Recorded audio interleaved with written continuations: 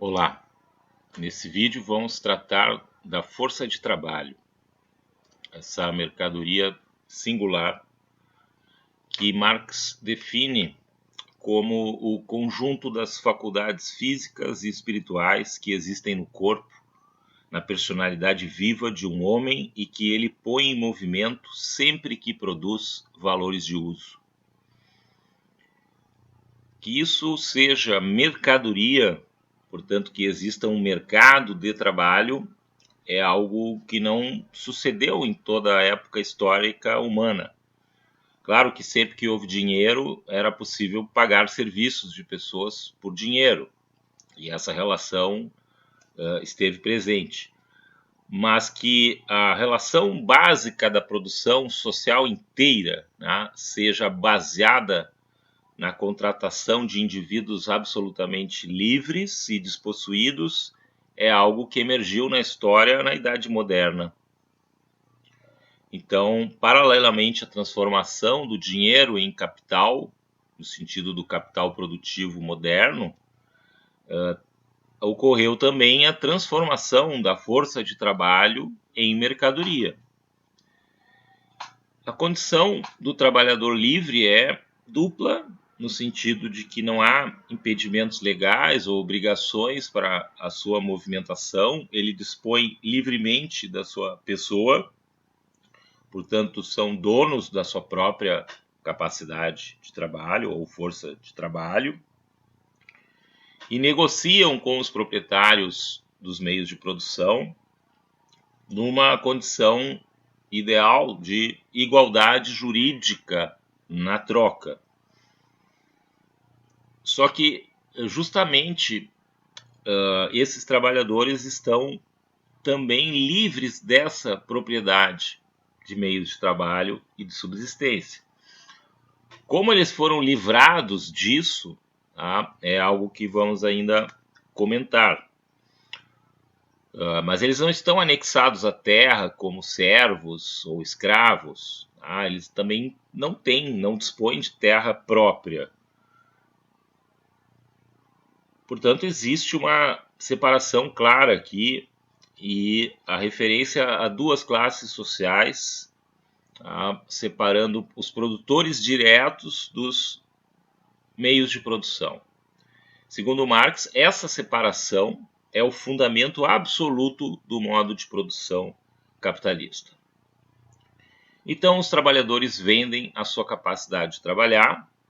Essa venda não é completa nem definitiva, porque se aluga, tá, o direito de usarem o seu tempo de trabalho. Então, você aluga por tempos, tá, que são as jornadas de trabalho, e por um certo valor, tá, que vai aparecer no salário. O salário vai ter esse condão, né, de aparecer como o pagamento do trabalho, tá, onde a priori nunca haveria exploração.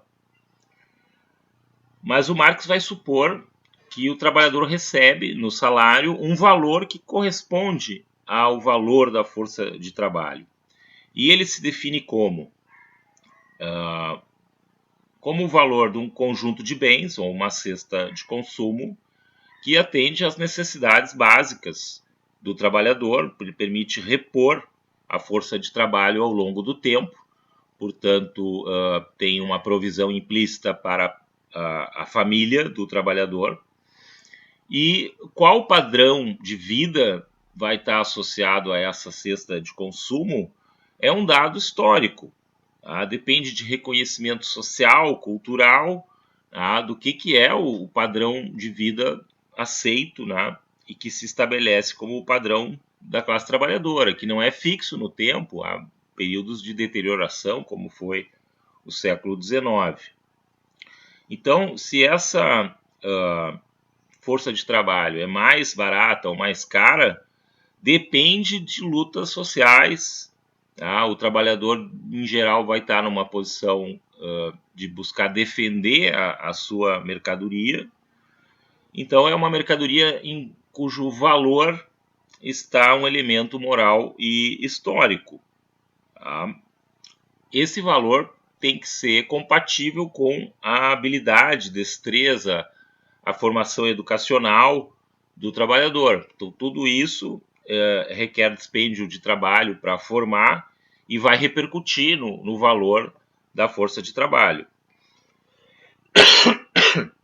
O valor que é pago por um dia de trabalho, um mês de trabalho, ele está referido, tem que estar a uma vida útil do próprio trabalhador, tá? De modo que, se usar muito intensamente, a vida útil diminui. Em tese, para um uso mais intenso, teria que se pagar mais. Então, há uma disputa na sociedade sempre em torno da extensão das jornadas, dos salários. Tá? Isso marca um tipo de conflito entre trabalhadores e capitalistas.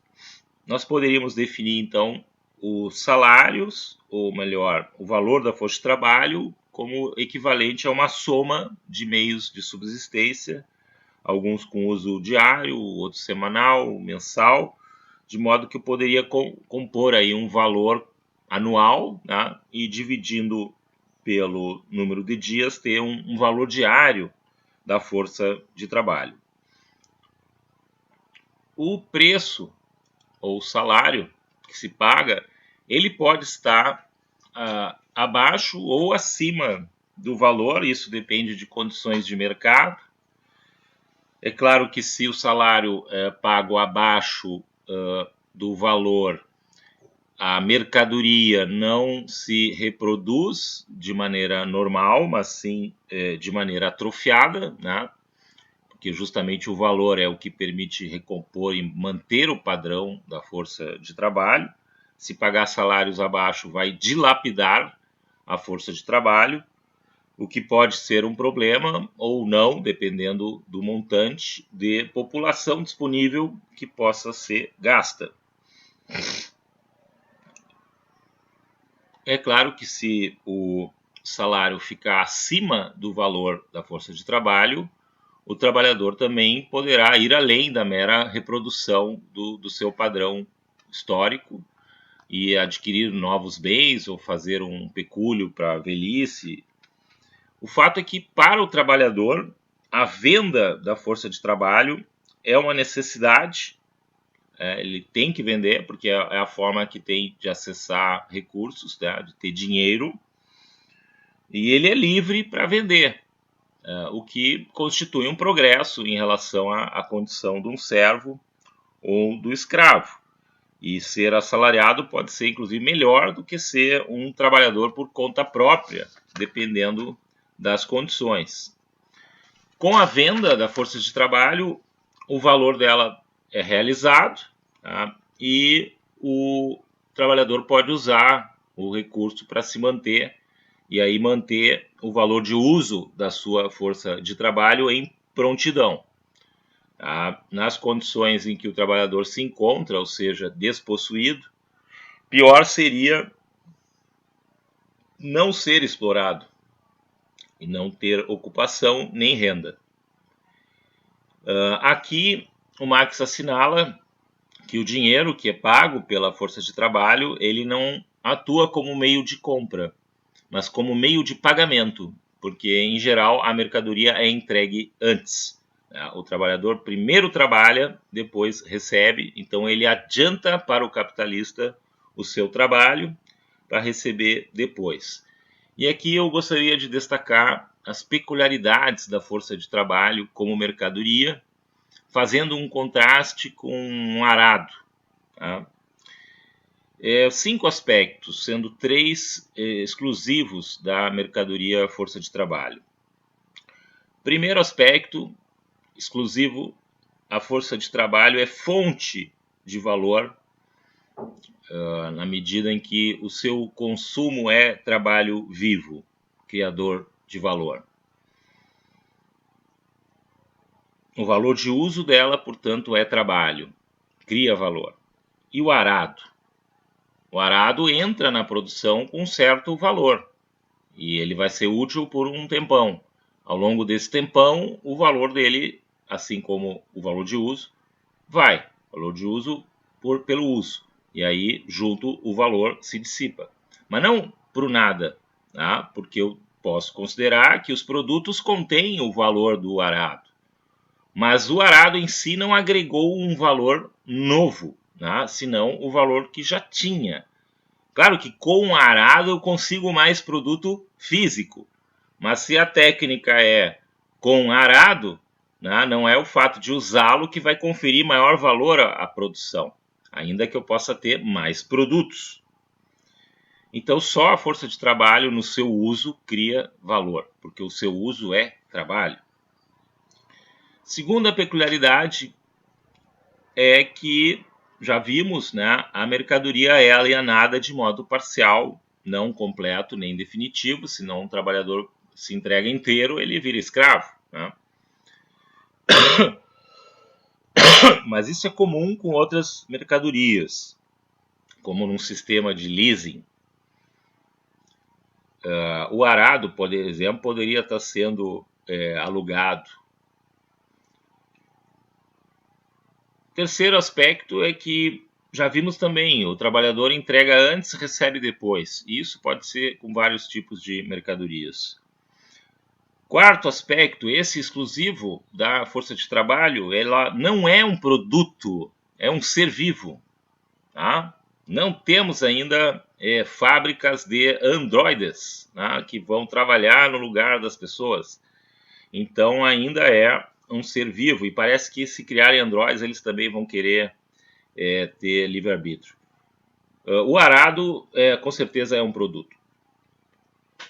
Última peculiaridade, que também seria própria da força de trabalho, é que, ao contrário das outras mercadorias, no valor da força de trabalho há um componente histórico, moral, tá? Porque não é possível definir o valor da força de trabalho sem referência a um padrão de vida, tá? A condições de vida. E isso é dado historicamente, depende de época e de lugar, de nacionalidade, enfim, da cultura.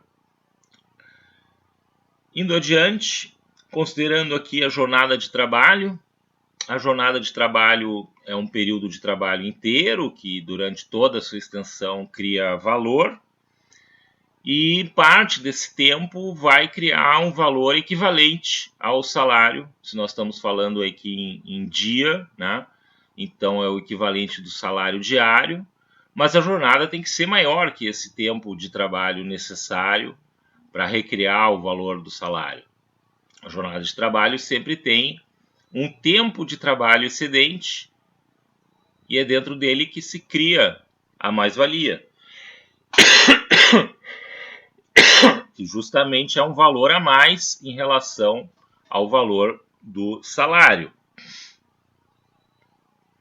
Esse tempo de trabalho necessário é diferente do que nós já falamos, que é o tempo de trabalho socialmente necessário, que esse último aí diz respeito às condições sociais médias de produtividade. Aqui se refere à partição da jornada de trabalho. E esse tempo ali é dito necessário porque, do ponto de vista de quem compra a força de trabalho, é o tempo mínimo que precisa para recriar o valor pago e ficar elas por elas. Portanto, repor o capital aplicado em salário.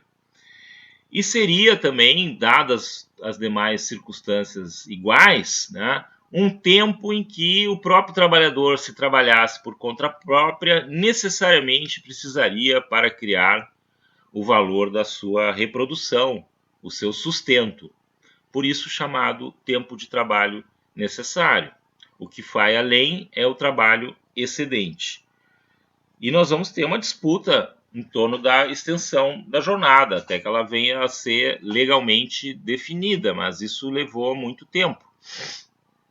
Então, em torno da disputa, nós podemos considerar um limite mínimo para a jornada, ele mesmo difícil de precisar, mas que tem que ser algo acima do tempo de trabalho necessário. E um limite máximo da jornada diária, que teria sua determinação também imprecisa em função da resistência física dos trabalhadores e, eventualmente, a resistência moral. Então, a extensão efetiva vai ser objeto de disputa entre livres proprietários que contratam no mercado. Cada um quer fazer valer o seu direito.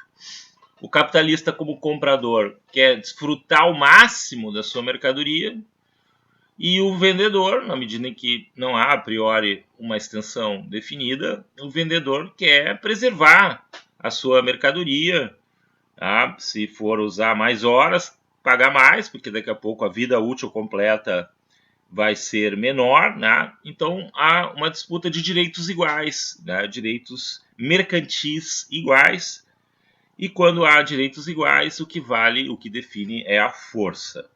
Né? Então a grande vantagem dos capitalistas esteve ali no início do século XIX, impondo jornadas de 12 a 14 ou mais horas de trabalho, e com décadas, né, de legislação não sendo cumprida pela incapacidade do Estado de fiscalizar, até que aconteceu. Então, essa é a abordagem do Marx sobre a força de trabalho e a jornada de trabalho. Haverá lutas de classe sobre o nível do salário, a extensão da jornada, as condições de trabalho e quais os direitos que o trabalhador tem. E o Marx não trata, mas a força de trabalho subsiste não só do valor que recebe, né? Eventualmente a reprodução passa por além, por fora, né, do mercado capitalista, na esfera doméstica, com o trabalho muitas vezes, frequentemente gratuito das mulheres, e também com a ação do Estado, né, que aqui não é pressuposta, né, mas existem muitas formas de salário social, né, que complementam aí as condições de reprodução da força de trabalho.